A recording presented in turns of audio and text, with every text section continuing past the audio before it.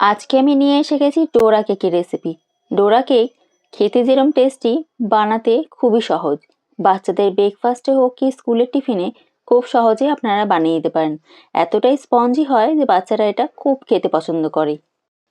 ডোরা কেক বানানোর জন্য প্রথম স্টেপ, কিছু চিনি গ্রাইন্ড করে নিতে হবে, কারণ ডোরা কেক বানানোর জন্য পাউডার সুগার ব্যবহার করা হয়। আর তারপরে আমি এখানে একটা মিক্সিং বোল নিয়ে নিয়েছি এবং তার উপরে একটা ছাঁকনি দিয়ে দিয়েছি। এবার আমি 2 কাপের মতন ময়দা নেব।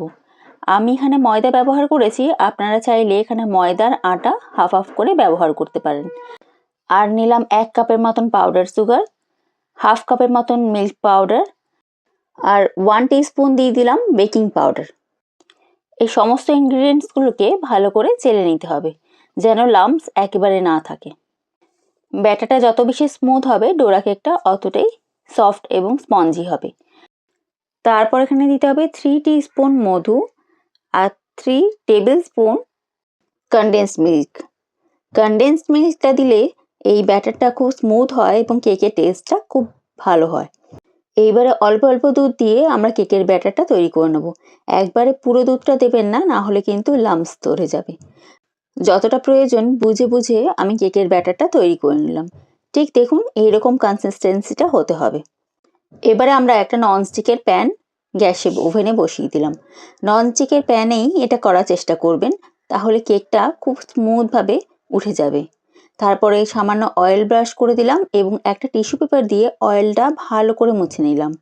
আর তারপরে একটা মেজারমেন্ট কাপ দিয়ে 1 কাপ ব্যাটার এই ফ্রাইং প্যানের মধ্যে দিয়ে দিলাম। আপনার কিন্তু যেই মেজারমেন্ট কাপটা ব্যবহার করবেন সেটা কিন্তু সব ক্ষেত্রেই ব্যবহার করবেন, তাহলে সব ডোরা কেকগুলো একই সাইজের হবে। কেকের ব্যাটার ফ্রাইং প্যানে দেওয়ার পরে 3 থেকে 4 মিনিটের জন্য ঢেকে এভাবে একদম লো ফ্লেমে কুক করে নেবেন এবং দেখবেন নিচটা সহজে উঠে আসছে কিনা।